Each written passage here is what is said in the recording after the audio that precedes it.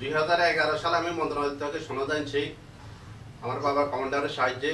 এই অফিসে যখন গেছি ভাতা আবেদন করার জন্য বলছিল, আবেদন করে নাই। এখানে অফিসের কিছু দুষ্টকারী লোকের কারণে এরা আমার কাছে বড় একটা অ্যামাউন্ট দাবি করছে। এরপরে আমি ম্যাডাম হারিয়ে থাকা অবস্থায় একটা যাচাবাজ হয়েছে, মন্ত্রণালয় থেকে আসছে 186 জন।